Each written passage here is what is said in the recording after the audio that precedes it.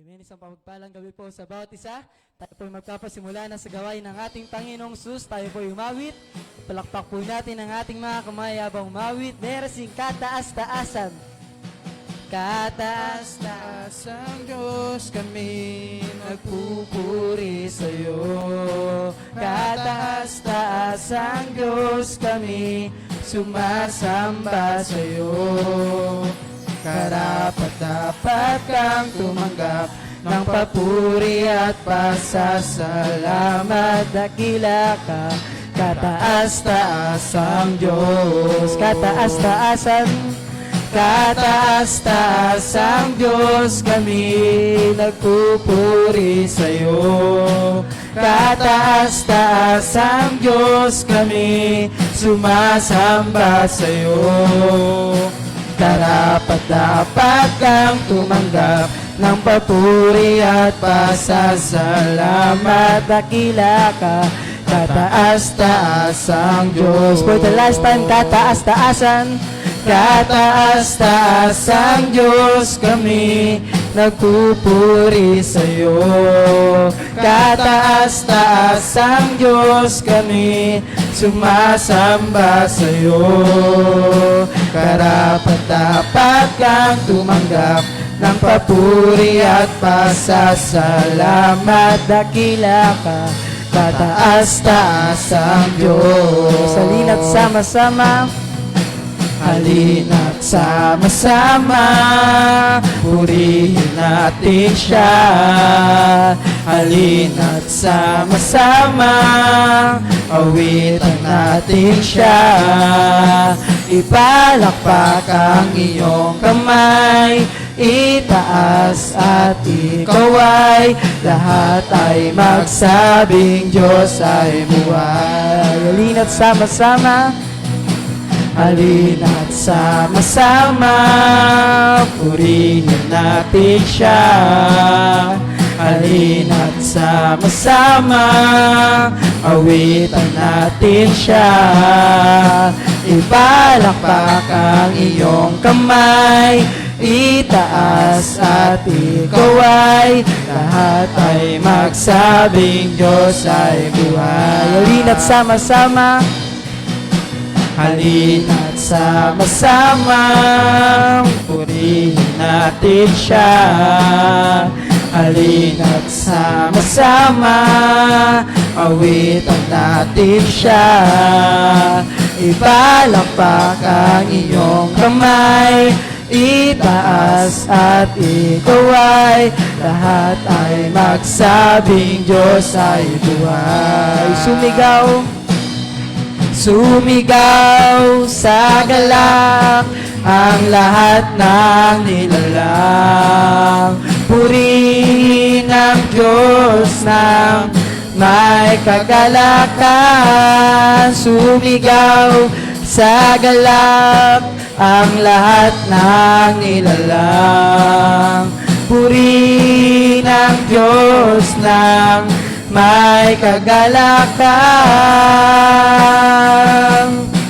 Pagas na papuri sa Kanya'y ibigay. Purihin siya, awitan siya, luwalatiin siya. Sumigaw, sumigaw sa galak ang lahat ng nilalang. Purihin ang Diyos ng may kagalakan. Sumigaw sa galak ang lahat ng nilalang. Purihin ang Diyos ng may kagalakan. Wagas na papuri, wagas na papuri sa Kanya'y bigay. Purihin siya, awitan siya, luwalatin siya. Tayo po magsita yung lahat. Sumigaw, sumigaw sa galak ang lahat ng nilalang. Purihin ang Diyos ng may kagalakan. Sumigaw sa galak ang lahat ng nilalang. Puri ng Diyos ng may kagalakan. Sumigaw, bisang papuri, sambay natin ang ating Panginoon. Glorify your name, God, we worship you, Lord. Pinupuri ka namin namang banal, pinasasalamatan, sinasamba.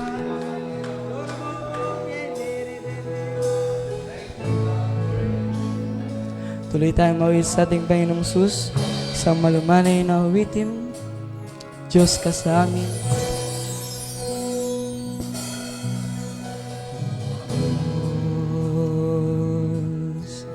Ikaw ang tunay na dakila sa mundo. Ikaw ang haring nagmahal ng tulad ko. Ginawa mong lahat, pag-ibig mo ay tapat at wagas, O Diyos.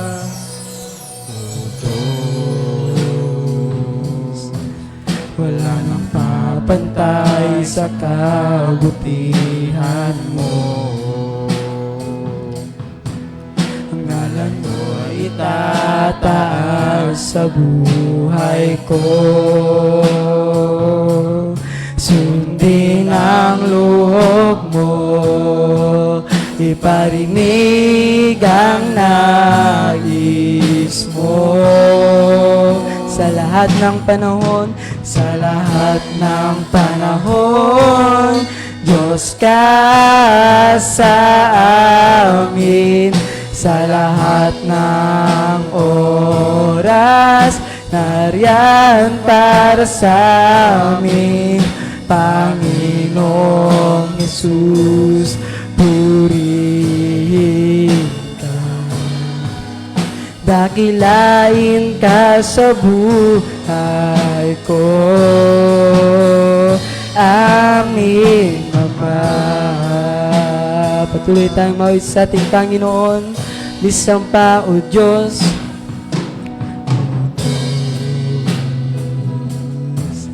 Ikaw ang tunay na dakila sa mundo.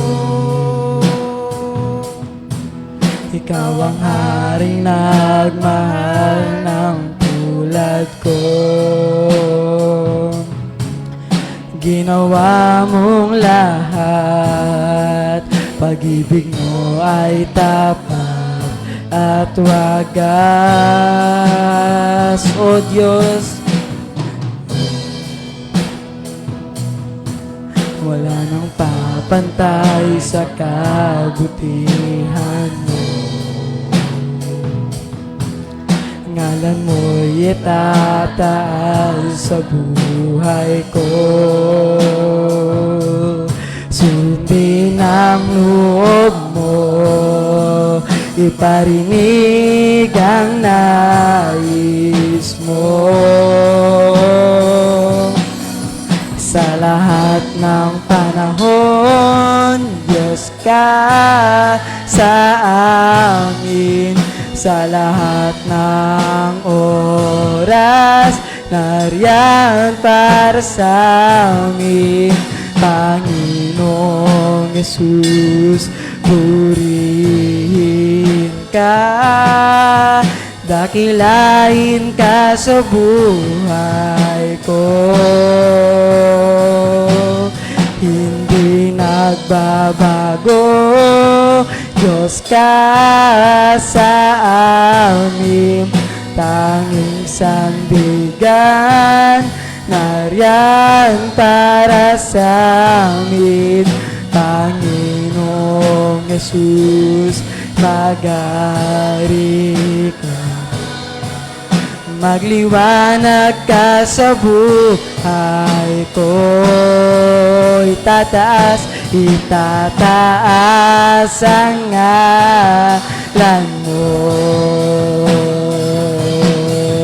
Hari ng buhay ko, Ako'y sumasamba, O Diyos, dakila ka. Itataas ang ngalan mo, itataas ang ngalan mo. Hari ng buhay ko, ako'y sumasamba, O Diyos, dakila ka. Sa lahat ng panahon, sa lahat ng panahon, Diyos ka sa akin. Sa lahat ng oras, nariyan para sa amin. Panginoong Jesus, purihin ka, dakilain ka sa buhay ko. Di nagbabago, hindi nagbabago, Diyos ka sa amin. Tanging sandigan, nariyan para sa amin. Panginoong Jesus, mag-ari ka. Magliwanag ka sa buhay ko, magliwanag ka, magliwanag ka sa buhay ko. For the last time, magliwanag ka, magliwanag ka sa buhay ko. Aming Ama. Bisan pa, purihin, pasalamatan natin ang ating Panginoon. Oh, glorify your name, God. Hallelujah.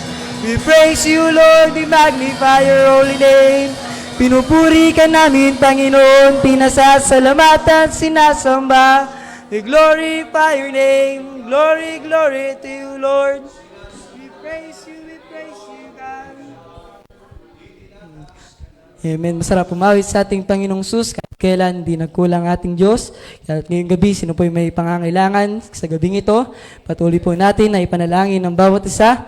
Ipanalangin natin ang ating bansa. Ang ating bansa ay nakakaranas ng korupsyon. Ipanalangin natin ang ating mga leader, President Bongbong Marcos, maging ang Vice Presidente. Ipanalangin natin maging ang mga leader natin sa ating fellowship, Pastor Greg and Sister Lisa Mitchell, maging ang ating leader sa bansang Pilipinas, Pastor Boyet and Sister Susan Disipida, maging ang ating pastor, Pastor Jonathan and Sister Melinda Pasqua, at ganoon din panalangin natin ang bawat isa na tagpuin ang ating mga pangangailangan, maging ang mga misyonary natin sa iba't ibang bansa. Panalangin natin patuloy sila dahil kailangan nila ang panalangin, dahil dito pa lang sa ating bansa mahirap na magbukas ng gawain, ano pa sa ibang bansa.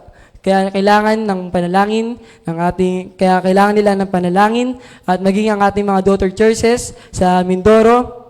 Panalangin natin nung nakaraang linggo, galing doon ang ating pastor, patuloy natin sila na ipanalangin, maging ang mga pastor, patuloy natin na ipanalangin na sila ay pagpalain sa kanilang pagministeryo, at maging ang mga may mga sakit at karamdaman, ay panalangin natin, sila ay bigyang kumpletong kagalingan ng ating Panginoong Sus, sila ay mawala na sa listahan dahil sila ay pinagaling na ng ating Panginoong Sus. Ang ating Diyos ay patuloy pa rin na nagpapagaling, maging ang mga kukuha ng board exam, ay ating panalangin na sila'y pagtagumpayin ng ating Panginoong Sus, maging ang pangangaral ng salita ng Diyos ngayong gabi, ay tayo ay kausapin, palakasin, katagpuin ang ating pangangailangan, at tayo papangunahan sa panalangin ng ating kapatid, si Brother Lester. Ngunit bago po yun, tayo po muna ay lumapit, at tayo magsimula ng lumapit sa ating Panginoon. Glorify your name, God. We worship you, Lord. Kami lumalapit sa iyong harapan, Panginoon, nagpapakumbaba, Lord, ngayong gabi, Panginoon, ang iyong gawain namang banal, ang iyong tulungan, Kasihan mo, Panginoon, ang iyong banal mong Espiritu. Ikaw ang kumilos, Panginoon, na may mga sakit karamdaman. Bigyan mo kumpletong kagalingan, Panginoon. Lord, ikaw maging maging sa aming bansa, Panginoon. Tulungan mo na kami magkaroon ng takot sa iyo, Lord. Ikaw ang kumilos. Pangaral ng iyong salita, Panginoon. Ngayong gabi, amang banal, kami yung kausapin. Panginoong Jesus, ikaw ang kumilos, Panginoon. Ikaw ang magari, amang banal. We glorify your holy name. Hallelujah. Tayo'y manalangin, dakilang Diyos na makapangyarihan sa lahat. Minsan pa, Panginoon, kami sama-sama na lumalapit sa iyong trono ng biyaya. Nagpapakumbaba, Panginoon, tinataas namin ang bawat panalangin ng bawat isa, Panginoon. Inaangkin namin, Panginoong susugad. Hallelujah, kami naniniwala na ito'y yung tinugon na, Panginoong Isus. Simula, Panginoon, sa aming mga kapatiran na may mga sakit at karamdaman, Panginoong Isus. Dalangin namin, Amang Banal, na sila yung pagalingin mula ulo hanggang talampakan, ay hipuin mo sila, Panginoong Sus, at makaranas sila ng himala, ng pagpapagaling na nanggagaling sa iyo, Panginoon. Minsan pa, tinataas rin namin sa iyo, Panginoong Sus, ugad ang aming mga leaders, Panginoong Sus, ang mga naunguna sa aming bansa, Panginoon. Dalangin namin na makakilala sila sa iyo, Panginoong Isus, ugad, at dalangin din namin na sila'y magkaisa, Panginoong Isus, ugad, at dalangin ko, Panginoong Sus, ang pangangaral ng iyong salita sa gabing ito, Panginoon. Patuloy mong sangkapanin, Panginoon, kumilos ka, Panginoon, O God. Hipuin mo ang puso ng bawat isa, Panginoon, O God. Maging ang mga kapatiran na papunta pa lamang sila iyong ingatan, Panginoong Sus, at makarating sila na may pag-iingat mo sa lugar na ito. Panginoon, inaangkin namin ang bawat panalangin ng iyong mga anak, maging sa aming pag-uwi sa gabing ito. Dala namin, Panginoong Sus, ang pagtatagumpay, Panginoon. Dala namin ang kabutihan mo, Panginoon, mga pagpapala, Panginoon. Lord, maraming salamat, Panginoong Isus. At ito po ang aming panalangin sa dakilat makapangyarihang pangalan ni Jesus. Ang lahat ay magsabi ng Amen. Amen. At muli, isang mapagpalang gabi po sa bawat isa. At maraming salamat po sa inyong pagdalo. At bago po tayo magsiupo, kamayan po natin ang bawat isa habang inaawit ang awiting Yes, I Love You with the Love of the Lord.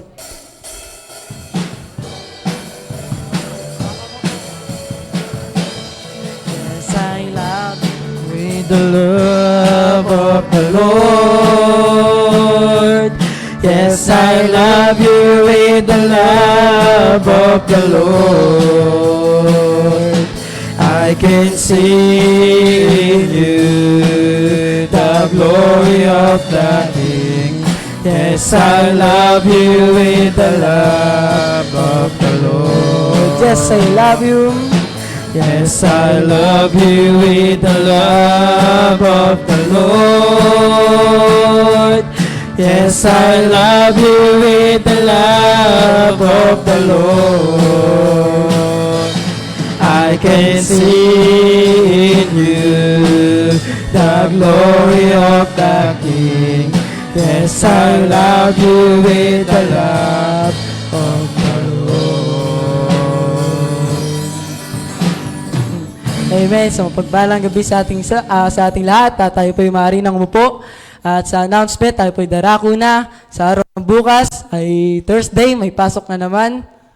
At meron din pong panalangin syempre. At araw-araw, bukas ang ating iglesia para sa panalangin. Meron tayong daily prayer.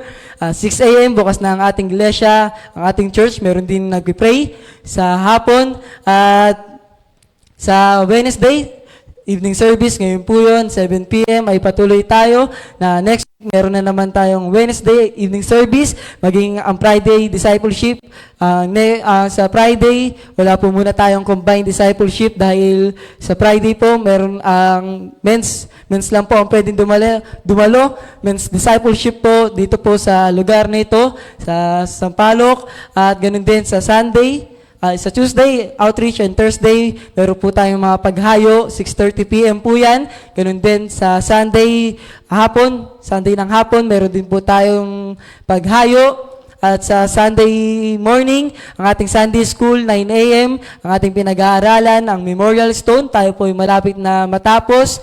Ganun din ang ating Sunday morning service, 10 a.m., maging sa Sunday evening service at 7 p.m. At Ngayong gabi po ay tayo po ay darako na sa isa pang mahalagang gawain ng ating Panginoong Sus, ang pagbibigay. At palakpakan po natin ang ating Panginoong Sus habang lumalapit ang ating pastor, Pastor Jonathan. Amen. Praise the Lord. Gandang gabi mga kapatid. Bago tayo magbigay, nais ko pong magulat sa ginawa ng Diyos. Thank you sa inyo pong faithfulness ngayong gabi. Sa Mindoro, no, napakabuti ng Diyos. At natutuwa ako sa bilang ng mga katutubo natin. Amen. Meron tayong pastor na mangyan, no, pero ang dami nilang bumaba galing sa bundok, no. So during the revival sa Mother Church sa Pinamalayan ay napuno sila. Halos talagang siksikan kami doon. At 1/3 ng church is almost them. Amazing what God is doing, mga kapatid, no? Na katutubo. Ako minsan na-imagine, katutubo, pero na-reach out siya ng salita ng Diyos. Yan ang ginagawa ng fellowship na ito, mga kapatid, no? We don't classify people, amen, regardless kung sino sila, mayaman man sila man ay nasa kababaan, amen, lahat sila ay mahal ng Diyos. Lahat tayo ay mahal ng Diyos. Namatay si Jesus para sa lahat. At amazing, mga kapatid, no, na pinanonood ko sila, no, ay ako yung nare-reignite, di ba? Na sabi ko, Panginoon, salamat po sa buhay ng mga taong ito, no. And by God's grace, if the Lord will still tarry, at tayo ay nandito pa, wala pang rapture, we will be launching our second Mangyan pastor. God's good, mga kapatid, di ba? Pero kailangan natin ng suporta. No? We cannot just launch people to the field, no, na puro faith. Kailangan natin silang tulungan, no? Sila po yung magbibigay ng kanilang buhay, tayo naman yung aalalay. Mga kapatid, no? Yung ating tithes and offerings, amen, yung pledges natin is what makes yung ating church, no, to move forward. I encourage you to be faithful with your tithes and your offerings. Yung tithe, mga kapatid, actually, personally, it will help you. As you be faithful with that, you will be helped. Tutulungan ka ng Diyos by opening the floodgates of heaven for you, and you will be blessed. No? Kung ikaw ay first time o hindi ka pa nagtatithe, if I may, no? At siguro medyo doubtful ka pa or ikaw ay bago, no? We don't force you to do what we are doing, but in our testimonies, mga kapatid, no, nakita namin ang kamay ng Diyos. No, katulad nung sa Abu Dhabi, no, nung sinimulan naming gawin, hindi lang yung tithe, no, kung hindi yung being faithful with the offerings and pledges, no, nakita namin yung multiplication on a personal level, hindi lang sa church. Because if you will be blessed, the church will be blessed. Dadaloy siya eh. So, kailangan lang, mga kapatid, kayo ay ma-bless talaga. So, dapat maintindihan natin yung prinsipyong yon.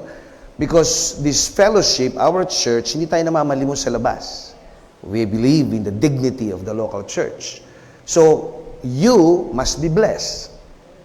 And the key to the blessing is being faithful to your tithe, the 10% of your income. Kung businessman ka naman, no, marami nagtatanong sa atin, paano pag negosyante, no? It's the 10% of your gross profit. Hindi yung gross revenue. Okay, yung gross profit after deducting the operating expenses. So, you will be blessed. At the same time, hindi lang blessing, God will open the floodgates of heaven. Pero pansinin mo, you will be given favors. Yun yung devourer, that you will be protected by God. No? Kagaya nung ating mga merong magsasaka, no, na kapatiran, isang pastor. Alam ko, narinig na nung ilan nito, no, na siya ay merong nabiling lupa mula sa kanyang mga magulang, no, hindi ipinamana. Binili niya, at itong 1 hectare na ito na palayan, ay hindi ito nag-yield ng more than 50 sacks ng palay for the past 50 years. No? Pero dahil siya na ang may-ari, siya na ang katiwala ng Panginoon, sabi niya, Nay, Tay, ako ay nagtatithe. And I do believe, amen, that God will multiply the yield of that palayan. So, tatawa-tawa yung mga magulang, no? 50 taon ko nang sinasaka yan, anak. Sabi din ng mga taga-barangay, malabo pa yan sa dilang malabo. So, of course, doubts is in there, pero we believe in the God that we serve. No? He promised that I will open the floodgates of heaven. Ito yung covenant sa tithing, mga kapatid. No?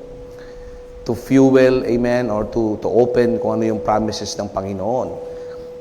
At after ng pagtatanim, of course, after 3 months, ay tinagtatawanan yung kanyang palayan. No? Sapagkat sabi ng mga mag-aani, mas marami pa yung talahib kaysa doon sa palay.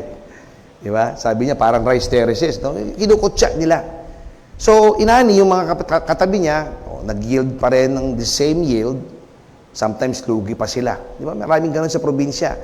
If only those farmers will get to know who God is and start, surrendering their yields sa Panginoon and the results, mararanasan din nila yun Because that is God's promises, no? So, yung sa kanya na, yung turn na niya, ang nangyari mga kapatid, yung first yield, nagulat silang lahat. Ang pinrepair nilang sako is less than 50. They were expecting less than 50. Pinagtatawanan nga nila Pero nung mag-51, 52, 53, nag-75, sabi nila, pengi pang sako. Nangangalahati pa lang kami. So, total yield, mga kapatid, is more than 120, I think 130, the first yield. No? So, nakita mo, nagdoble, mahigit sa doble. Yun yung sinasabi na ang kamot sa Ginoo ng mga Bisaya, di ba? Kamay ng Diyos. Because we believe, amen, that He is the God who can turn things around. He is the God that owns everything. He is the God of miracles, sabi natin. So, yung tithe, mga kapatid, is pakikipagtipan natin sa ating Diyos.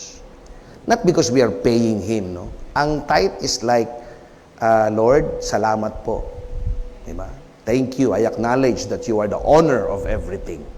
Siya ang owner talaga nun. Kaya, sinusunod natin siya out of obedience na bring the tithe into the storehouse so that there may be food in my house. Sa loob ng church, amen, everything is being paid. Hindi naman tayo kami pwede maglehens sa Maynila at saka sa Meralco, di ba? In Jesus' name, libre kami tubig. Tsaka hindi magandang patotoo. Ang sabihin ng mga taga-Maynila, di ba naman itong mga pastor na ito, lagi nagpipray. Hindi na kami tuloy kumikita. Ay, di ba? Dapat we should be a good example to them. We pay our bills, di ba? Sabi ng Panginoong Hesus, give to Caesar what is due to Caesar and give to God what is due to God. So it's same thing with us, no, mga kapatid. So, mas maganda yung pattern ng Lord, yung key ng Lord. You will be blessed. Each and every one of us will be blessed. Your businesses will be blessed. Then you will be faithful with your tithe. You will have your testimony. There will be power in your testimonies. Di ba, yung mga kapitbahay mo, makikita yung magte-testify ka, mabuti ang Diyos. Kasi minsan ang hirap, mabuti ang Diyos, pero nanlilimahid ka, di ba, sa hirap. Di ba, ang hirap magpapatutunan ng gano'n, pero pag ikaw ay blessed talaga, mabuti ang Diyos. Halika sa aming church, tuturuan ka namin doon, paano mo makilala ng higit kung sino si Jesus. Can you say amen, mga kapatid? And that is by giving and faithfully, joyfully your tithes and your offering. Ngayon, sa offerings, is after the 10th, of course. Sabi siguro ng ilan, huwag niyo pong hinahati-hati yung tithe. Hindi as ginagawa niyong offering, wag. Especially to the core. I'm speaking to the core because it's Wednesday night. No? Minsan may naghahati-hati. Hindi dapat. No? In every increase, you should give. Tignan niyo, hindi kayo sanay ng second increase. Ito, yung merong second streams of income. Di ba wala? Kasi sayang kayo ng isa But if you are faithful with, yung sa tithe na yun, yung unang stream mo, God will open up another stream.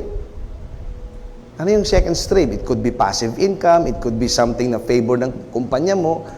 If you are faithful with the first stream, then you will also should be faithful with the second stream. Kaya lang ngayon marunong ka na. Uy, may favor ng Diyos. Uy, may bonus. In every increase, then you will pay your tithe. You will give your tithe. And as you are being blessed and you show your faithfulness to the Lord, faithful ka di ba? Lord, every increase. Di ba? Bigyan ka ng bonus, malapit na ang Pasko. Huwag mong dalhin doon sa 12-12. Sayang lang yung pera dumating sa iyo. Di ba? Ang pinaghahandaan natin yung add to cart. Sayang yun. It's better to invest it in the kingdom of God. Because you will experience, mga kapatid, yung mga miracles na katulad ng testimonies na gaya ng aking nabanggit. Yung say amen, kapatid? So, pledge, as you grow in the Lord, you will begin to pay your tithe, you will give offerings as the Lord is leading you. then there will be a point in time in your Christian life that God will deal with your heart. So, blessed ka na. God said, give sacrificially. Doon mas maganda lalo. Kasi when you give sacrificially, tandaan lang natin yung prinsipyo, you cannot outgive the Lord. Maas ka na nung laki ng bigay mo, God will outgive you. God will outgive you. Ang maganda pa doon, He will rebuke the devourer. Magkano ba ang isang 500 na kilograms na tangke ng oxygen sa ospital? Di ba napakamahal? Ay pagising mo sa umaga, libre. Mas maganda pa doon, wala ka sakit. Di ba mga kapatid? So lahat ng yun is devourer. I'm not saying that you will not be, hindi ka na magkakasakit. Of course, nasa sinful world pa rin tayo. But the point is, yung mga major things na tatapon lang yung pera natin, God will rebuke that as He promised. So we will be faithful ngayong gabi mga kapatid. Let's give our tithes and our offerings. Nandiyan po sa screen natin ang ating GCash account. Sa mga nasa online, you can also give. Amen. Nandiyan sa harapan ninyo, sa screen ninyo. You can use the QR code para kayo po ay makapagbigay at makapaglagay ng inyong pledges and your tithes sa ating Panginoon. Let's bow our heads. Amen. As Brother Gab will lead us in prayer.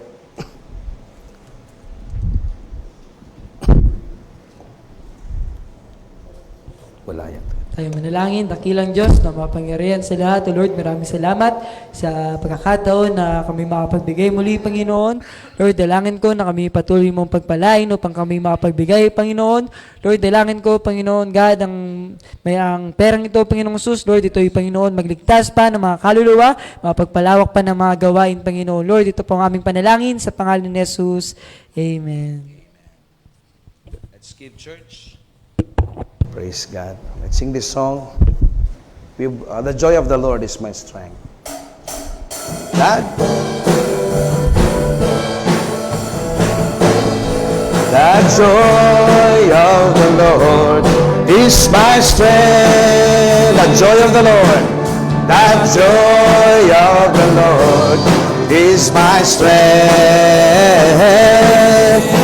And eat the fat and drink the sweet, send portion to those who are weak. The joy of the Lord is my strength. The joy of the Lord. The joy of the Lord is my strength. The joy of the Lord. The joy of the Lord is my strength.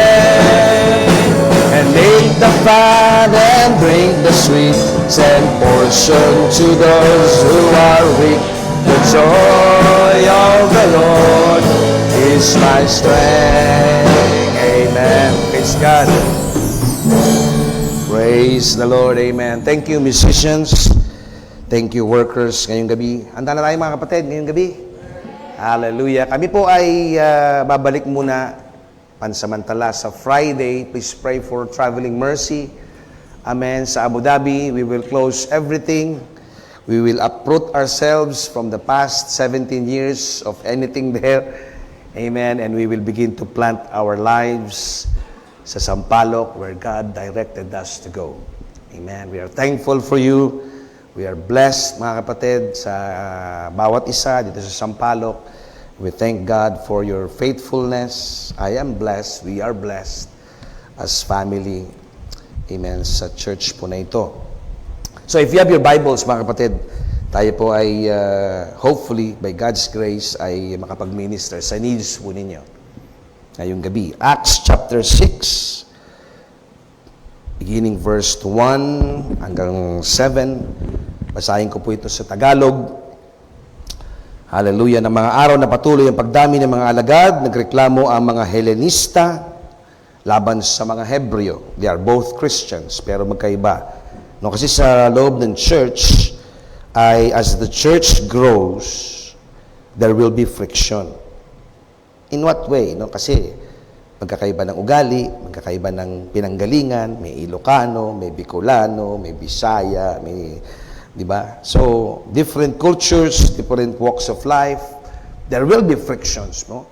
Katulad sa, alam ko, sa Mindanao, diba? Minsan sa mga Tagalog, yung the way they respond to us, diba? Kasi hindi sila sanay naman na nagpopo at opo dun eh.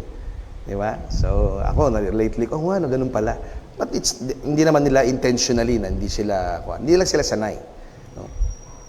So, there will be frictions, and gaya nito, no?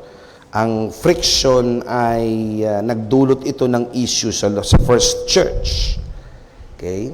Nagreklamo, nagkaroon ng issue, no, sa loob. Ito'y sa dahilang napapabayaan ng kanilang mga babaeng balos sa pang-araw-araw na pamamahagi ng ikabubuhay, because back then, the early church, they were sharing their foods and their properties to the church. Wala pa yung ganitong set of organization ng church, no? Kumbaga, share sila ng food, potluck, tapos parang ibabahagi nila yon sa church, no? Dumating sa point na, bakit ako, puro pakpak yung nakukuha ko?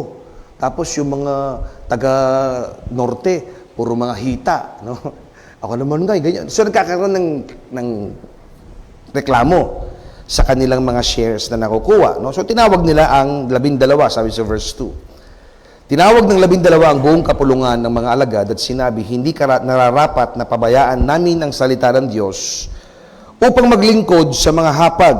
Kaya mga kapatid, pumili kayo sa mga kasamahan ninyo ng 7 lalaking kilalang may mabuting pagkatao, puspos ng espiritu at ng karunungan. At itatalaga namin sila sa tungkuling ito. Imagine, yung taga-serve should be a man who is on fire for the living God. Hindi pwedeng, di ba? So makikita mo na sa early church, napakahalaga. Ministry yun. Yung pag-serve. Naalala ko nung ako pa unang inaalagad sa Saipan, no? Ang unang ministry na hinawakan ko sa church ay the Basahan Ministry. Alam niyo yung basahan? Ako tagapunas ng pintuan, ng salamin ng pintuan. 1 year bago ko nakuha yung Basahan Ministry. And I was so thankful sa ministry na pinagtiwala ng aking pastor. Napakabuti niya, no? Napakabuti ng Diyos. No? At sabi sa verse 4, habang iuukol naman ang aming sarili sa pananalangin at sa paglilingkod para sa salita, nasiyahan ang buong kapulungan sa kanilang sinabi at pinili nila si Esteban, lalaking puspos ng pananampalataya at ng banal na espiritu kasama sina Felipe, Procoro, Nicanor, Timon, Parmenas at si Nicolas. Yan, meron na kayong magandang pangalan sa baby ninyo. Mamili na lang kayo. Pinatayo sila sa harapan ng mga apostol at sila pinanalangin ng mga ito at pinatungan ng kamay. Patuloy na lumaganap ang salita ng Diyos at mabilis na dumami ang bilang ng mga alagad sa Jerusalem, kabilang ang maraming pari sa mga naging tagasunod ng pananampalataya. Ang Diyos po ang siyang magpala sa pagkakabasa ng kanyang buhay, banal at makapangyarihang salita. Let's pray mga kapatid. Lord, you have the right of way tonight. I ask God that you will move and touch the hearts of your people, especially those who are wounded in their hearts. I pray, Lord, that you are the balm of Gilead, that you will touch us, Panginoon. Heal our wounds, O God, I pray. Ano man ang wounds na ito, Panginoon, ikaw po ang siyang magpagaling. Emotionally, physically, financially, I pray thee, O God, that you will touch our wounds. We thank you for all that you have done and all that you are going to do. In Jesus' precious name we pray.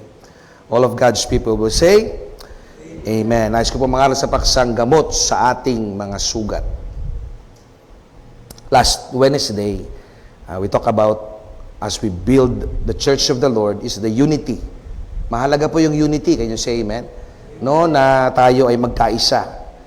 Iiwas natin ang ating mga sarili sa, natatandaan pa ba ninyo? Chismisan. Because chismis does more harm than good. In fact, yung mga news is actually chismis. It may be facts, it may be somewhere else, no? Pero it's still, no? It's parang itinaas ang level na chismis. So sa church, mga kapatid, we should avoid unnecessary talks because it promotes division. Ito ay naglalagay ng hidwaan. So we taught you how, no, to deal with gossips. You tell them, I have nothing to do with that. Hindi ako parte ng solusyon. Pag sumama pa ako dyan, magiging parte ako ng problema. Can you say amen, kapatid? So, of course, in a such a way, in a loving way, sister, brother, wala akong kinalaman dyan. Wag mong ilagay sa akin yung basura na yan and talk to the Lord or talk to pastor about that. At deal with it. Mas maganda. That's how Christians should behave. Can you say amen, mga kapatid? We learn how to, hindi na lang lahat tinanggap mo. Hindi na lang lahat ay, although masarap ang chismis. Sabi ng Bible, masarap naman talaga ang chismis. Yung pulutanin natin yung kapatid natin. Masarap yun. Sa Bible yun, para daw candy yun. But we should avoid at all costs. Because it hurts us. Hindi natin alam na tayo ay nagiging kasangkapan ng kaaway. Si Earl Dixon, he was the salesman or the cotton buyer for the Johnson & Johnson Company way back in the 1920s.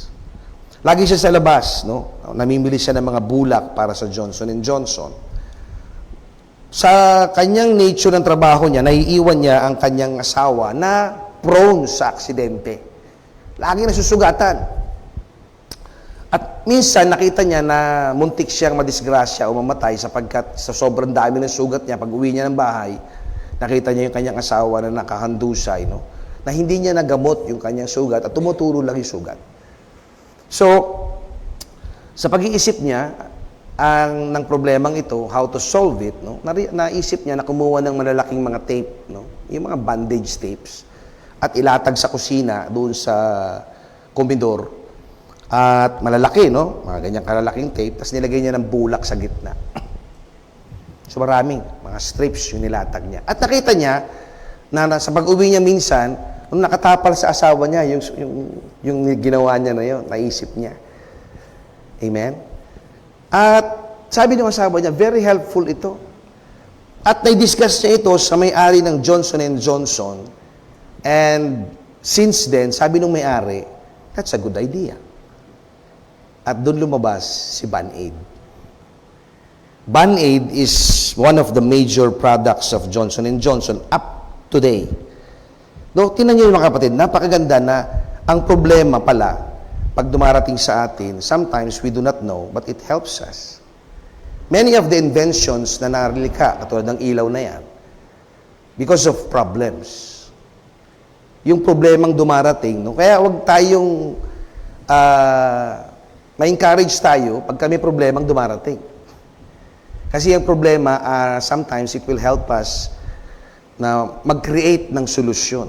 In fact, sabi ni Elon Musk sa kanyang misang speech, na if you are a problem solver rather than just a worker, I'm not putting down workers, you are hardworking. Pero mas maganda daw na ang isang nagtatrabaho sa kumpanya, kasi tayo mga Pilipino, di ba, mag-aaral ka anak, upang pag nakagraduate ka, makahanap ka ng trabahong maganda. That is more parang a conservative way of the approach of life or in life, na siyempre pag tinapos ka, may trabaho ka, susweldo ka. But let me put some parang ikakaiba sa ating mindset. We should be problem solvers. Kasi pag problem solver ka, sabi ni Elon Musk, then you will be an entrepreneur. Hindi ka lang worker. You will create things that will solve problems, and in essence, you will make money out of it. Instead of just being a worker. And say amen. Next, pagbalik ko po sa January, I will be preaching something about being a worker. It's not that there is something evil into it, but there must be a change of mindset. Kasi alam niyo mga Israelita, yung mga Israelis ngayon, majority of them are not just workers. They are trained since they are children or child, na sila ay maging entrepreneur in mind. Kasi di ba persecuted sila palagi? So marunong silang mag-create palagi ng solusyon sa problema nila. And in the process, they make money out of it. They are very good when it comes to money. Because of that issue. Pag may problema, hindi nila ito iniiwasan. Hinaharap nila ang issues and problema sa buhay. Sa atin din dapat ganito mga kapatid, Of course, maraming Kristiyano, Pastor, mas masarap pa rin, walang problema para makapaglaro ako ng Mobile Legends sa gabi. Di ba? Di ba minsan masarap yung walang issue, walang problema, sarap matulog, Di ba mga kapatid? Especially pag kami bayarin bukas, tapos wala kang mahagirat na pambayad. Di ba? So, sarap minsan yung wala. Pero, yun yung gusto kong pag-usapan natin ngayong gabi. No? That there are 4 things that you can generate out of problems of life. Problems of life can also be spices of life. Yung bang pampasarap ng niluluto natin. Di ba? Kasi hindi mo naman may iwasan yan eh. Ngayon, may mga 4 na bagay, 4 na problema, 4 na katangian ng problema, or uri ng problema that can help us actually when those problems arrive. Can you say amen, mga kapatid? So, una na pag-usapan natin is God uses problems to teach us, to lead us, and to direct us. So, dumarating yung problema pag wala ka sa kasalanan, amen, ikaw ay obedient, ikaw ay sumusunod sa Panginoon, dumadalo ka pag Wednesday night, nagpipray ka, di ba? You are a good believer. And then, all of a sudden, problems still comes. So, ito yun, yung point number 1. Ginagamit ng Diyos yung mga issues o problema natin sa buhay to teach us, to lead us. Tayo ay i-guide ng Panginoon, to direct us kung saan tayo pupunta. Okay? Even in a personal level, dapat makuha natin yun. Dito pala dapat natin to iniiwasan. Because if I am faithful, then these problems could actually be leading me by God.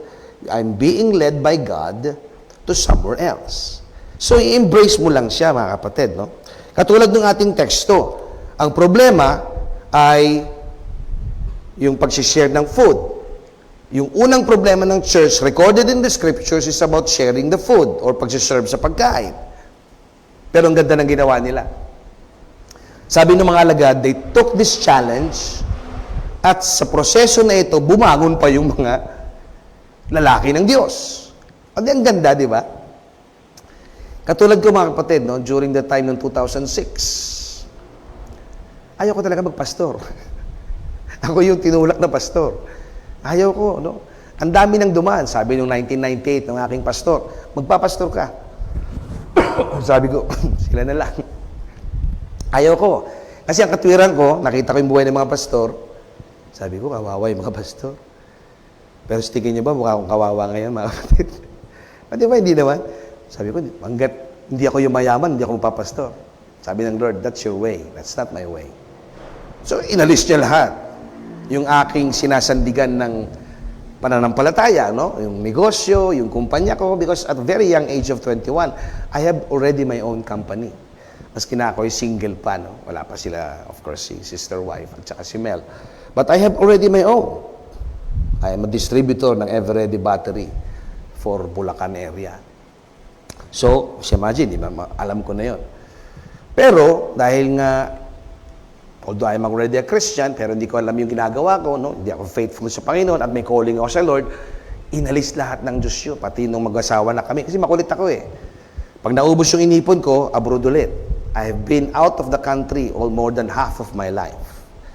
So pag nakaipon, uuwi, magsisimula na negosyo. Pag naubos, balik na naman, OFW ulit. So ganun yung buhay ko.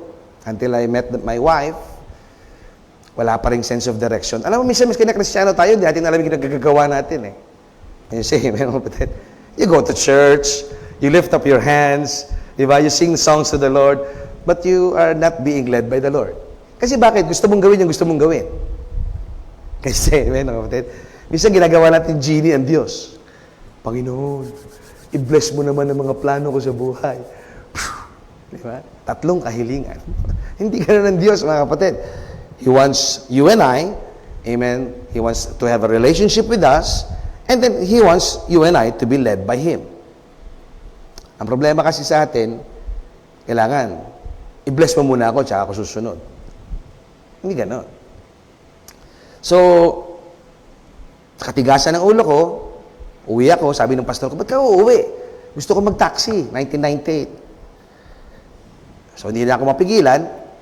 Maski anong gawin niya, no, huwag kang umuwi. Ba't mapapilit? Marunong ka pa sa akin, pastor. Pastor ka lang naman.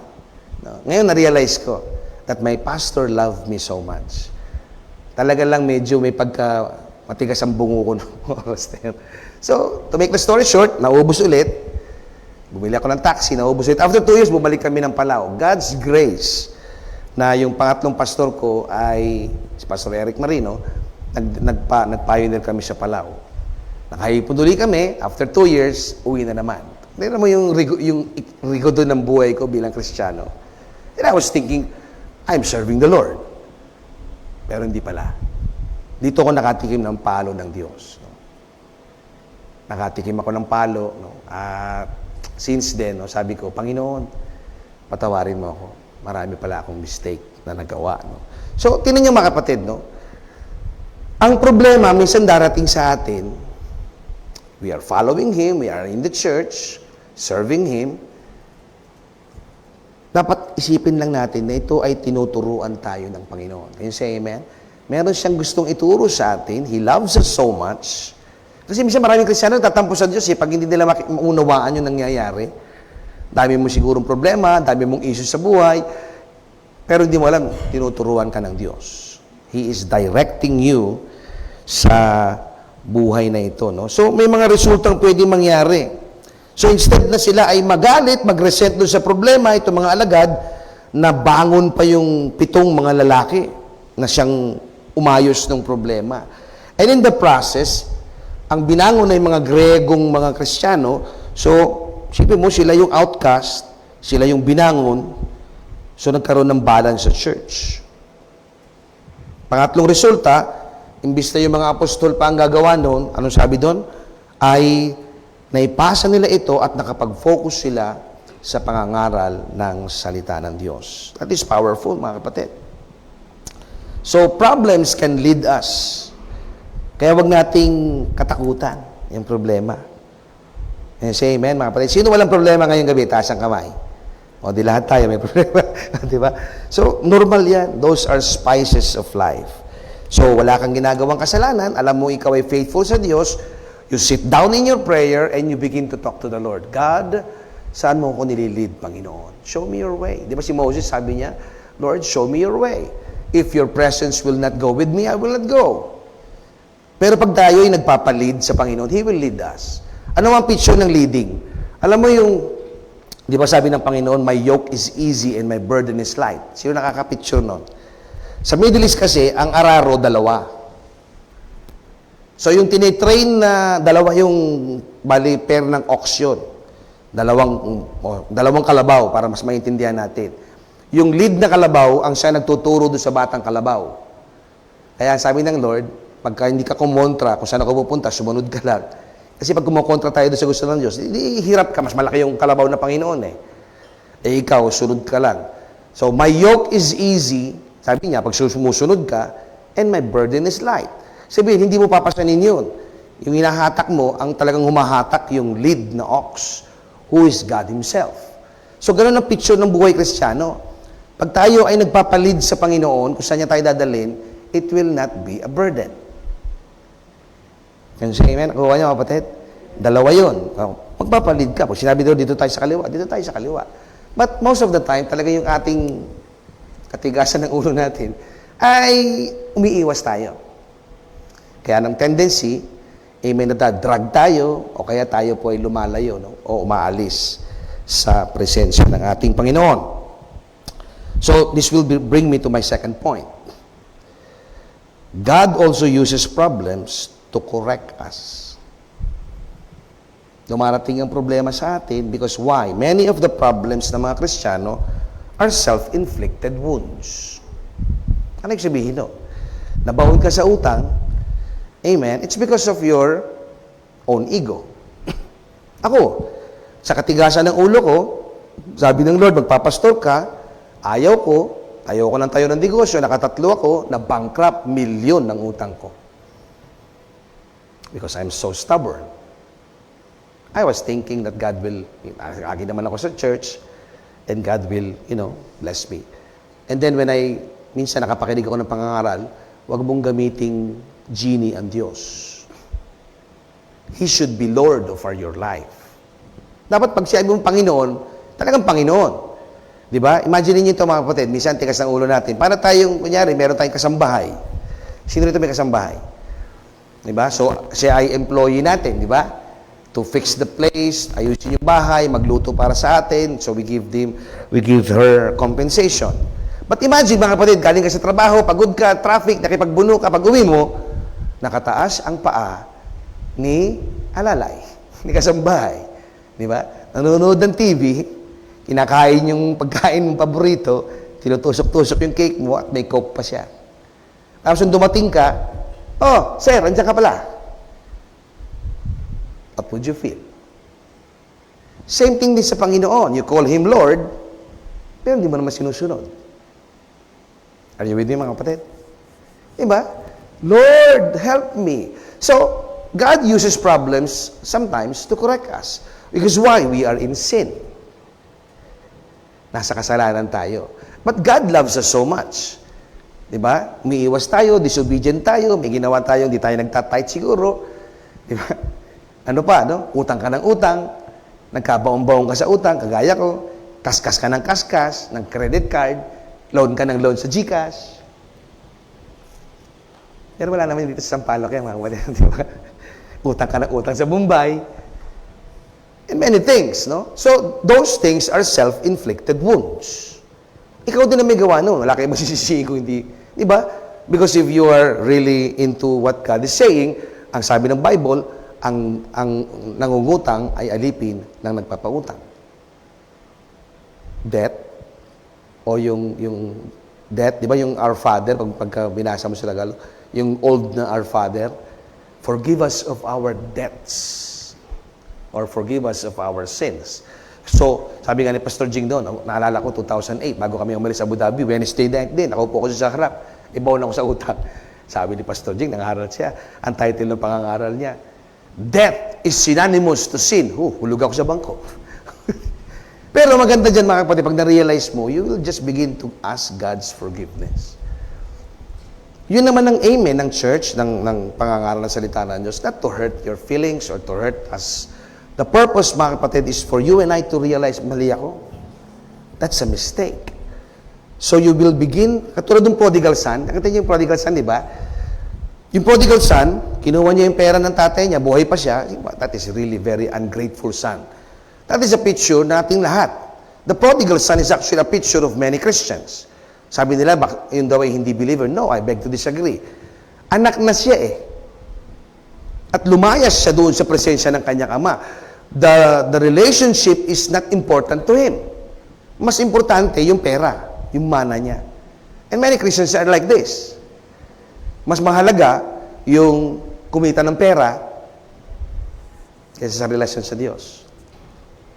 Andiyan ba kayo, mga kapatid? Kaya thank you, andito kayo pag Wednesday night. Because Wednesday night is actually you're showing, amen, that you love Jesus Christ. Kasi Sunday morning, madali yun. Everybody can do that. Lalo pag off ka. Di ba, mga kapatid? Tapos Sunday evening, medyo mahirap na. But if you love the Sampaloc Church, you will be back on Sunday night. But Wednesday night is the hardest. Kasi bakit? You can have all the excuses. Di ba? Pwede mo sabihin, pagod na ako eh. Maiintindihan ako ng Diyos. Di ba, mga kapatid? Pero dahil ginawa ninyo, praise God. No? That is a sign that your heart is being touched by the Lord. Katulad ng prodigal son, di ba sabi doon, after niyang ubusin yung pera, anong nangyari? When he came into his senses. Nakaupo siya eh. Problematic na siya eh. Isa siyang Hudyo na nagpapakain ng baboy. Di ba? So problematic na siya. At doon niya na-realize, mabuti pa sa tahanan ng aking ama. Let me talk to the people, no? Perhaps you are away from your sa presence ng Panginoon. You may be in the church, pero yung fire ng Lord is no longer there. Di ba? Sometimes we don't admit that we are no longer, alam mo yun, yung fire.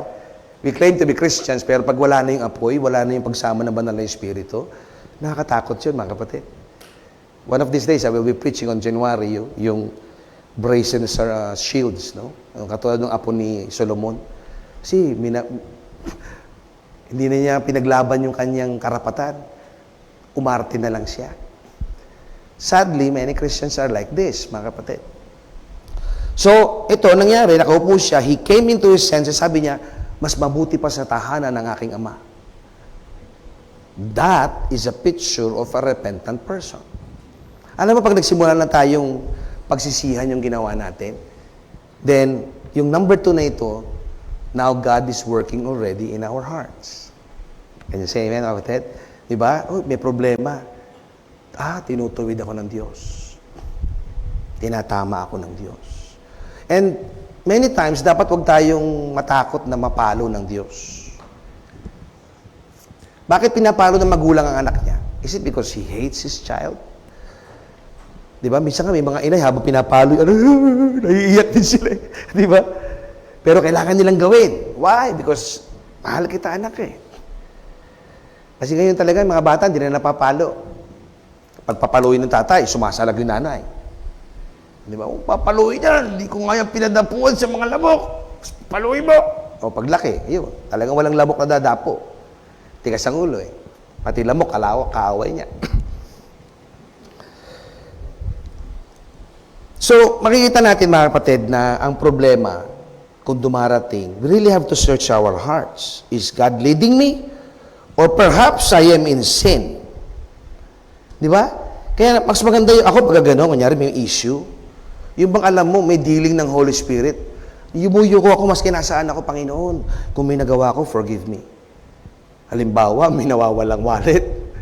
Nako, sabi ko, Panginoon, hindi na yung makita yung susi. Panginoon, sorry Lord, baka meron ako nagawa. Paalala mo sa akin, forgive me. Lord, tulungan mo ako. Mamaya, dyan na. Doon pa lang pala. Nasa ilalim lang pala. Diba? But, you know, yung magiging sensitive ka, but because God could be correcting you. Kasi tayo minsan stubborn eh.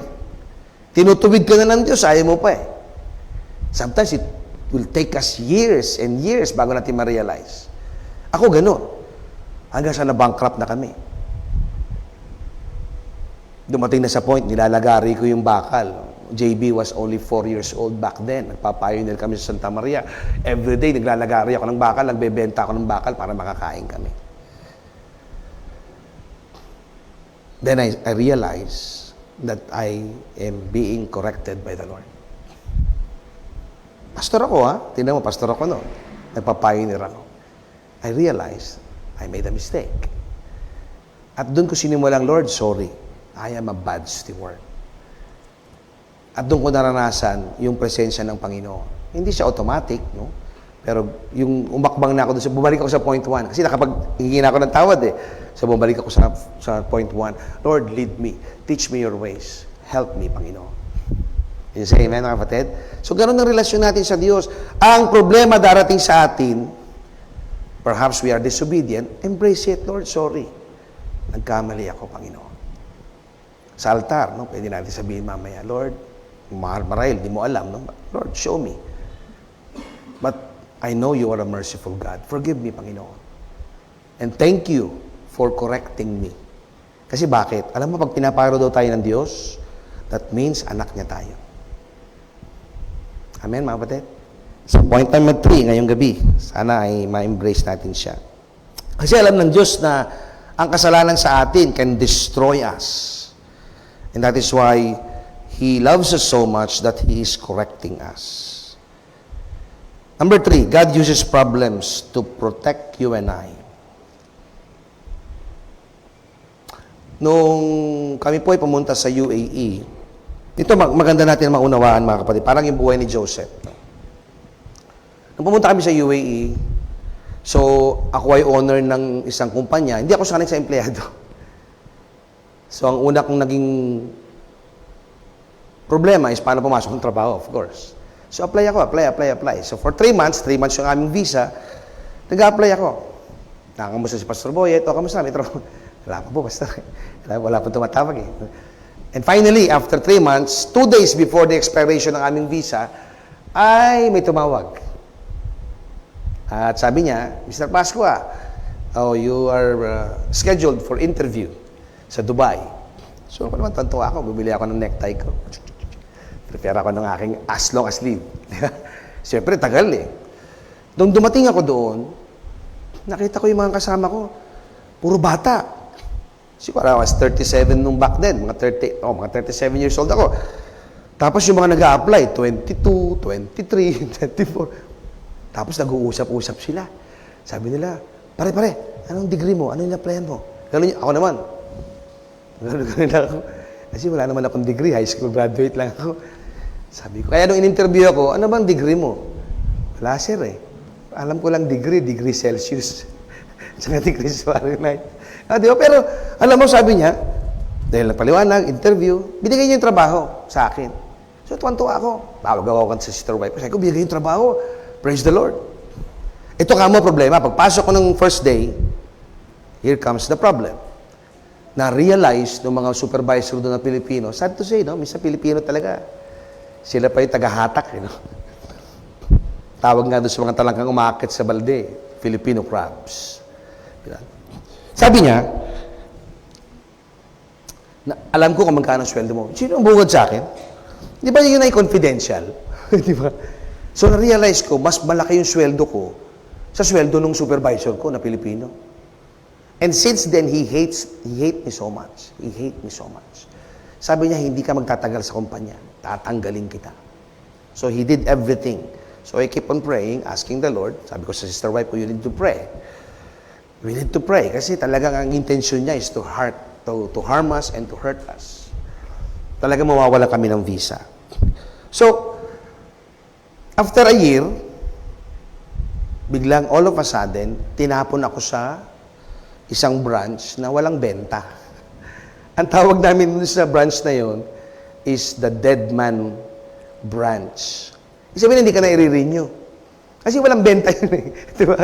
Meron benta pero hindi siya sufficient even to pay the employees. Talagang nandoon lang yon for the purposes na may branch kami doon. Isa lang ang tao. O dalawa lang kami nagpapalitan.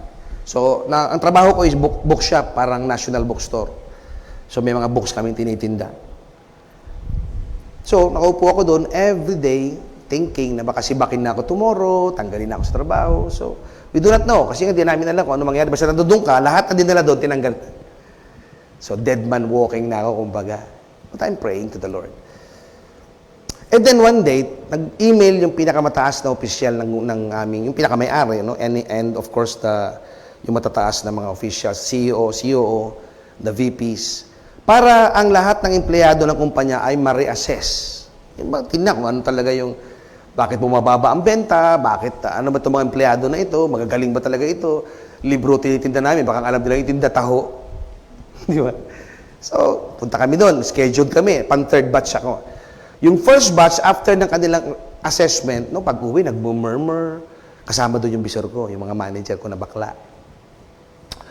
Ito, ganyan, tagal-tagal na natin dito. Tuturuan pa tayo kung ano yung mga libro, ganyan, bla, bla, bla. So, nakikinig kami, lalo akong kinabahan. Ako po, bukas daw, silang lahat ay suspended. So, suspended sila. So, sinong tatao doon sa mga kwan nila, di ba? So, may magkakaroon ng galaw, no? Hindi naman lahat natanggal. So, second batch, pag-uwi, ganoon na naman. Grabe talaga yung boss natin na yan. Napakasungit. Lahat na lang, tinanong, bla, bla, bla. Di ba ang Pilipino, pag kayo natatapik yung ego minsan, maraming... Di ba kapatid?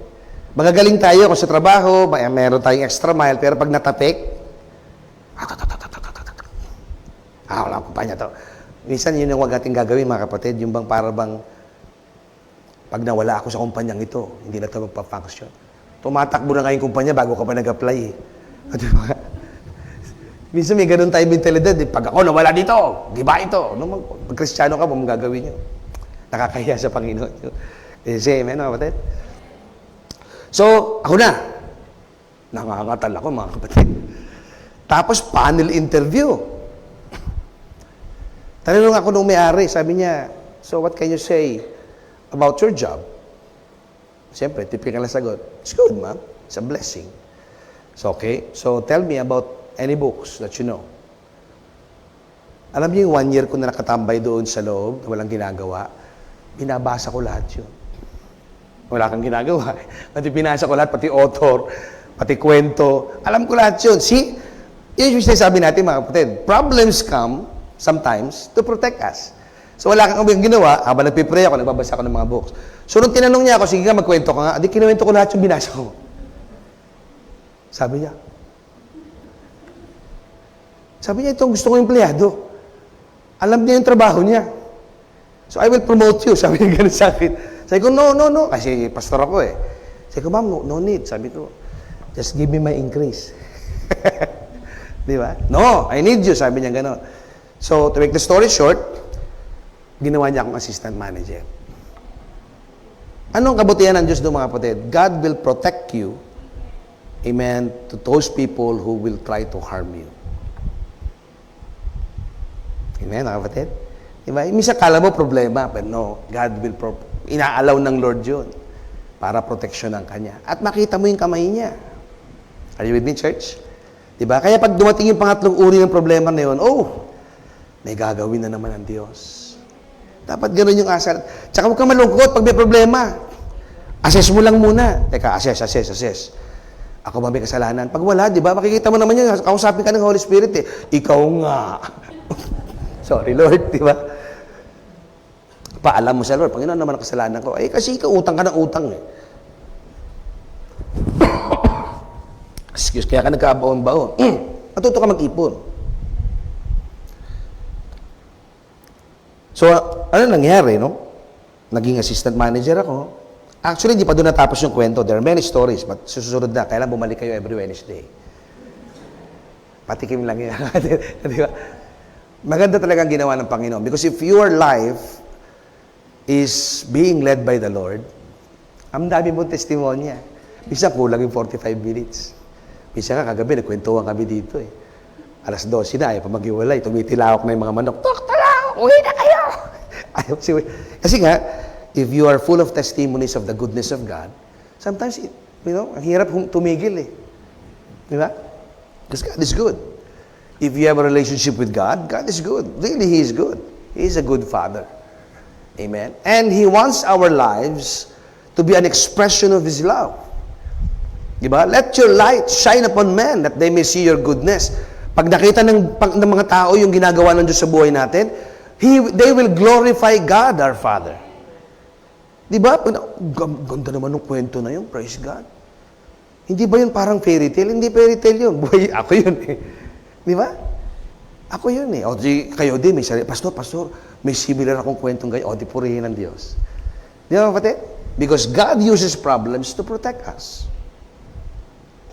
Pwede ba natin palakpakan ng Panginoon, mga kapatid?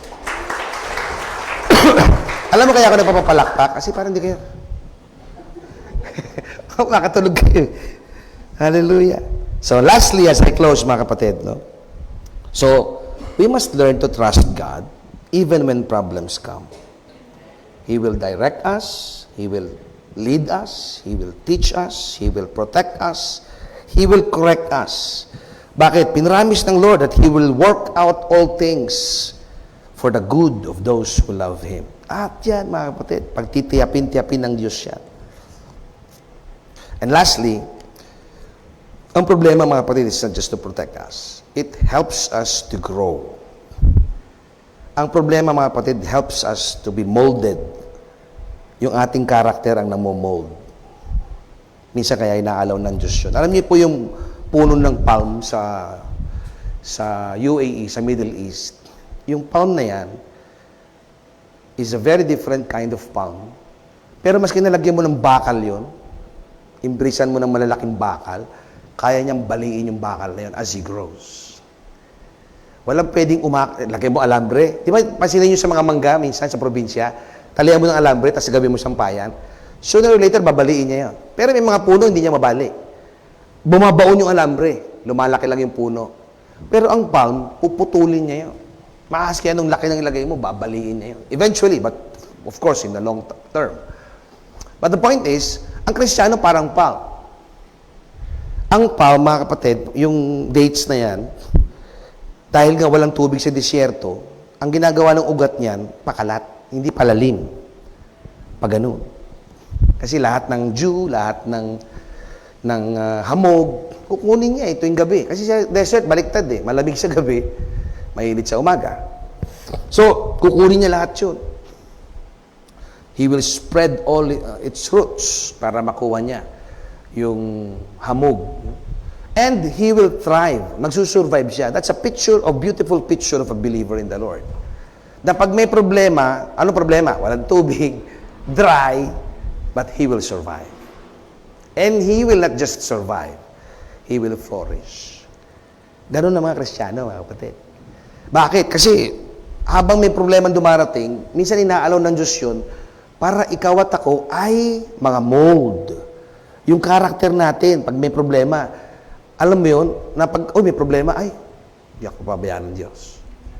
Di ba? May gano'n ka lang, ay, nagabago, sabihin, patong-patong. Kaya mo, no? Meron kang bibingka, Pasko ngayon. Di ba? Pero ang katotohanan, mga kapatid, yung mga problema talaga na yun, minsan, darating yung time, ay, hindi. I know God. May ganun ka na. That means you are now building up, namomold ka na. Alam mo na yung mangyayari, o kaya yung posibleng mangyari, and you have more faith sa gagawin ng Diyos kaysa doon sa problemang ito. Because God uses problems to mold us. Hindi lang para turuan tayo. Pinalalakas tayo nito. Pinatatatag tayo. Binibigyan tayo ng tinatawag na karakter. Who you are today, mga kapatid, who you are today are the products of your decisions yesterday. Who you are or who you will be tomorrow are the products of your choices and decisions today. So pag may problema, nasa crossroad ka, magpapasya ka. Should I serve God? Sabi ni Joshua, as for me and my house, we will serve the Lord. Maaski may dumating. Kasi bottom line, mga kapatid, ang buhay Kristiyano, at least kasama mo ang Diyos. Kaya naman doon sa pupunta ka, backslide ka. O sino kasama mo? Demonyo. Palagi mo, best friend mo yun. Hindi, bubugbugin ka no. Di ba? Paglalaroan ng buhay mo no, sisirain wala kang destiny. But with God, yung apat na yan, o yung pinag-usapan natin, problema man nang dumating, because God perhaps is teaching me, leading me, perhaps God is correcting me, perhaps God is molding me, teaching me His ways. Mas lalo kong nauunawaan ang karakter ng Diyos. God is not playing with your emotions. Tandaan niyo yung mga kapatid. He is not playing with our emotions. Maraming Kristiyano, tingin natin sa Diyos para nakikipaglaro. No. He will never play your emotions. He is teaching us, He is leading us, He is correcting us, He is protecting us, but most of the time, He is molding us. Kasi yung karakter natin ngayon, yan yung fix, yan yung bibit-bitin natin sa langit. Yung karakter na yan. Di ba? Kunyari, si Marvin, si John, yan na yan eh. No? Next year, I will be teaching and preaching about heaven. What would be a life in heaven? Sino excited doon, mga kapatid? Ang heaven, hindi lang yung putol lang ulo mo lang nandoon, tapos may maliit kang pakpaklilipad. No. Heaven is a beautiful place. Dapat sabi ng Colossians, set our minds on things above. Di ba kung dyan, pupunta ka ng Paris, o sino dito pag pupunta ng Paris, Paris lang yan. Di ba nag-iisip ka? Ano kaya, gusto kong makita ng actual yung Eiffel Tower, o di ba? Gusto ko makapunta dun sa Lock Bridge, kung saan naglalagay ng mga locks, yung mga sisiraan ng bayet. Ay, hindi pala, yung mga in love. O di ba? Bumagsak nga yung tulay na yun, sobrang dami ng padlock eh. Kaya pinatanggal ng government ng Paris yun. Yung mga padlocks. Di ba? Nag-i-imagine ka, nagpaplano ka na.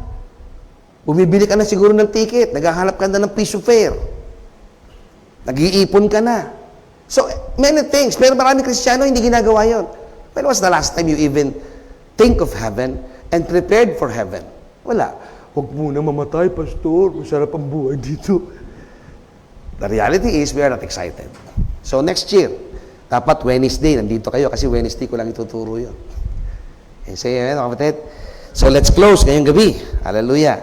So, God uses problems in our lives to perfect us, to mold us. Tayo, upang tayo ay tulungan. Look at this, Romans chapter 5, verses 2 to 4. Tapos na ako, mga kapatid. Sabi po ng Romans, and we rejoice in the hope of the glory of God. Not only so, but we also rejoice. Tingnan nyo, saan? In our sufferings. Saan ka naman nakakita? Nag-rejoice ka sa suffering. Alam nyo ba yung word na rejoice? Nagagalak ka. Oh, saan? Sa kapigatian. Parang contradiction, di ba? Pero kung naiintindihan mo, hindi. Minomold ako nito. Tinuturuan ako nito. So, we rejoice in our sufferings because we know that what? That suffering produces character, perseverance. It produces character. And character produces hope. Kaya pag may character ka, magkakaroon ka ng pag-asa. Hindi ka nawawalan ng hope. Ang tao, mga kapatid, he can live without food for 45 days. He can live without water for 1 week.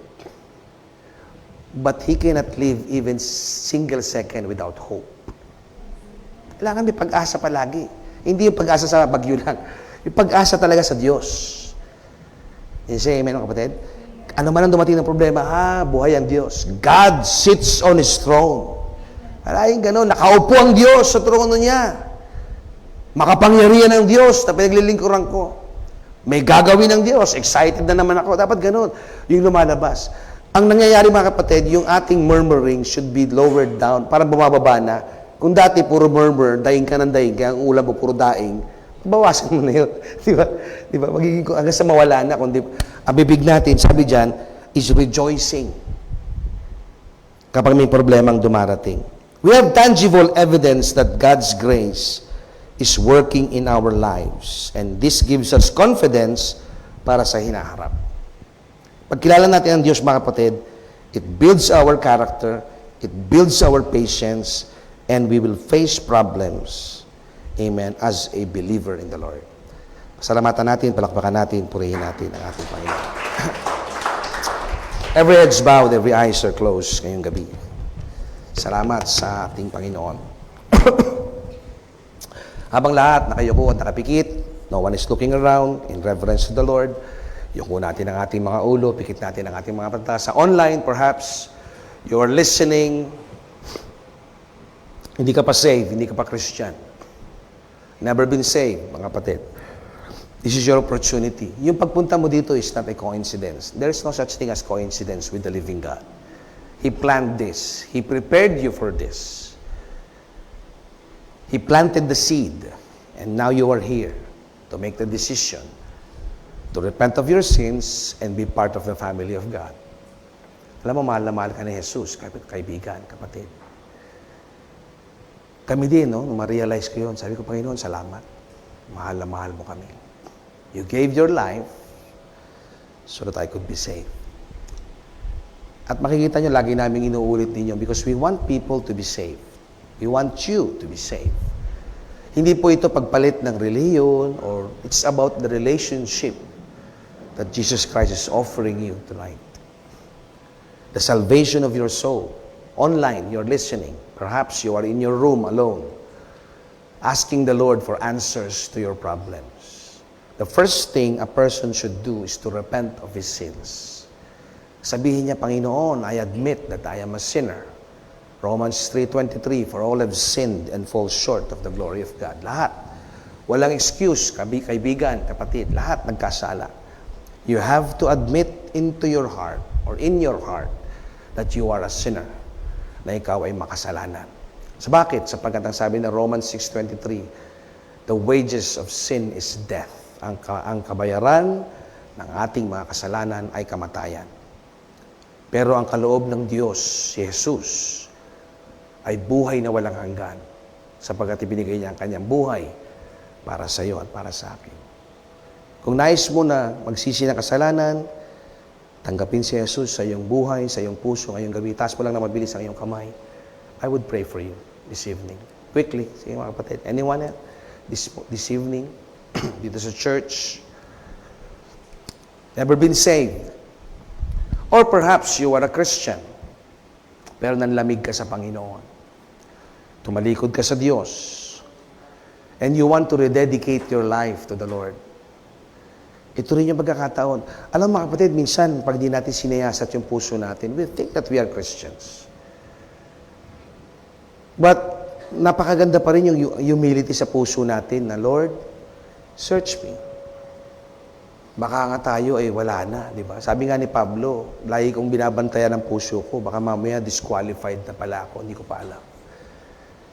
So if you are a former Christian, you backslide, you can rededicate your life sa Panginoon ngayong gabi.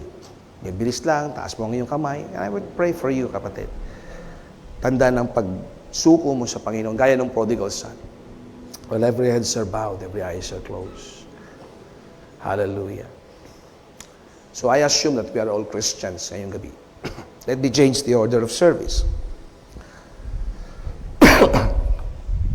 Nag-usap tayo about healing of the wounds or gamot sa sugat. Ang Panginoong Jesus, one of the titles of the Lord Jesus Christ is He is the balm of Gilead. Sabi ni Prophet Jeremiah, habang nagkakaroon ng issue sa Israel, meron bang lunas sa aming sakit o sa aming mga sugat?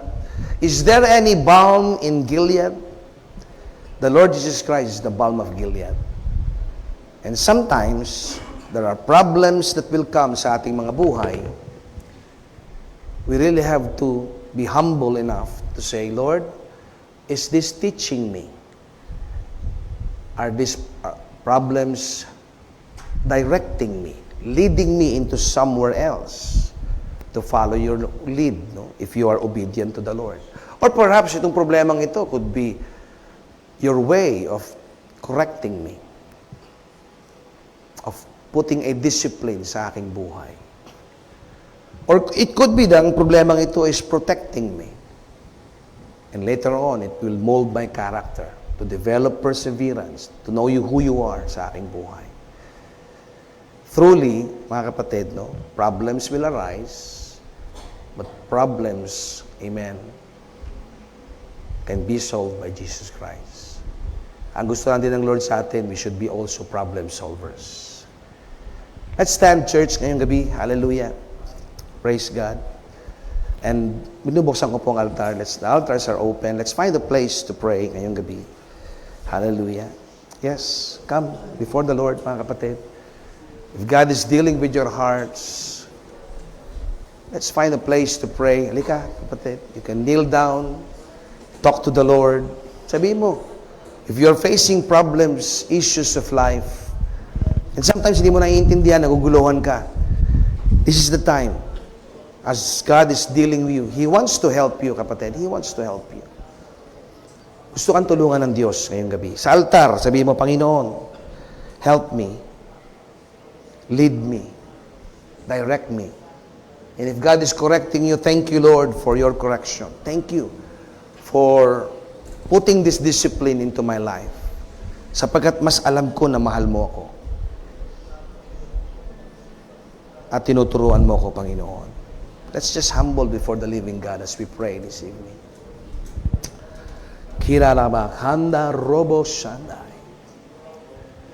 Kirorobo shando kararabakande. Thank you, Jesus. Oh, hallelujah. We praise you. We adore you, God. We magnify your name. Lord, salamat. Problems may arise, Panginoon. Pero mas nauunawaan namin ngayong gabi, O Diyos. Napakabuti mo, Panginoon. Salamat, Panginoon Jesus.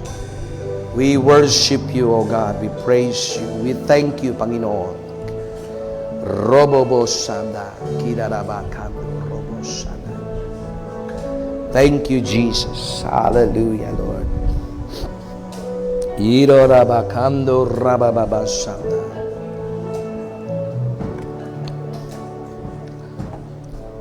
Ang puso ko'y iyong sinisiyasan.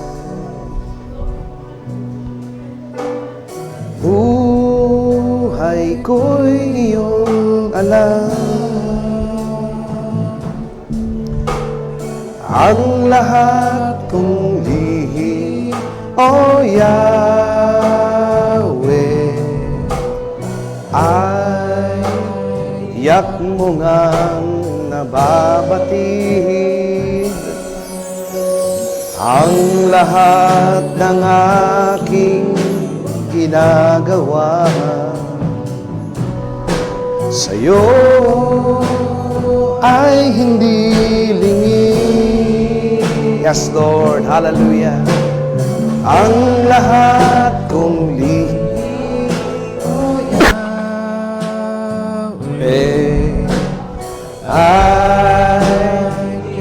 Let's stand, church, ngayong gabi. Hallelujah. Let's sing this song to the Lord.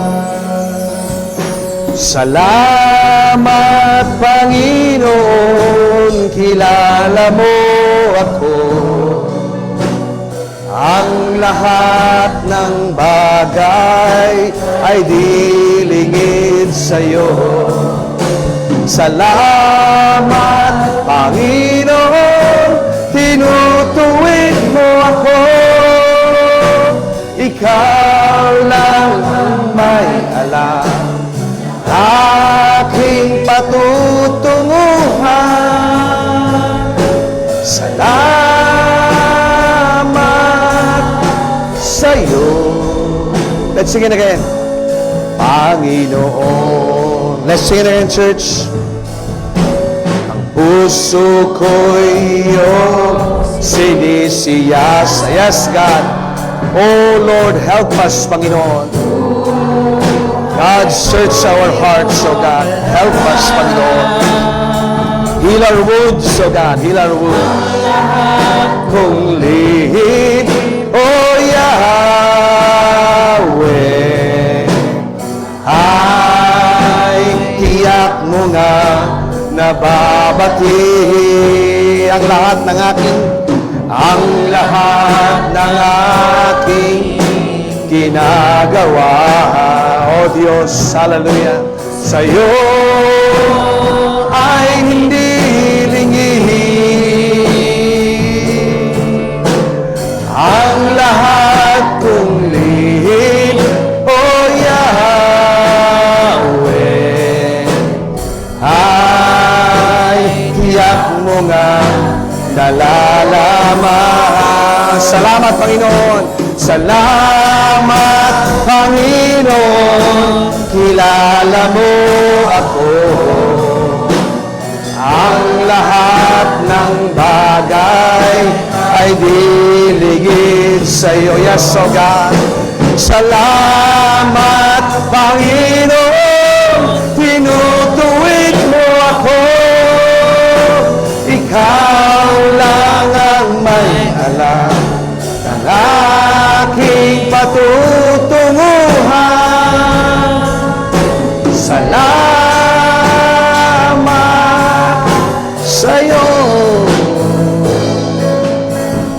Let's worship the Lord ngayong gabi. Hallelujah, God. Oh, salamat, Panginoon, purihin ka. Oh, riyalalabat handar. Diyos na makapangyarihan sa lahat, napakabuti mo. Pinupuri ka namin, O Diyos. Hallelujah, hallelujah. Shiribababa kiranda rebebebebebe. Shiando robobobobobo samday. Kirarabakando rababababay. Huwag kang magambang, sabi ng Panginoon. Hindi ba ikaw ay tinawag ko, aking anak? Huwag kang mangamba, huwag kang matakot. Ikaw ay dinadalisay ko, ikaw ay mahal na mahal ko, ang sabi ng Diyos. Dumarating man ang mga problemang ito sa iyong buhay, minsan yan ay aking pinahihintulot, sapagkat mahal kita. Gusto kitang turuan, ang sabi ng Diyos. Gusto kitang dalhin sa kung saan nais kitang dalhin, ang sabi ng Panginoon. Para sa iyong kabutihan, aking anak, ang sabi ng Diyos. Huwag kang matakot. Ako ang Diyos, ako ang iyong Ama na umiibig sa iyo, ang sabi ng Panginoon. Magtiwala ka sa akin. Yan po ang sabi ng ating Panginoon. Hallelujah. Once more, let's worship the Lord, mga kapatid, ngayong gabi. Hallelujah.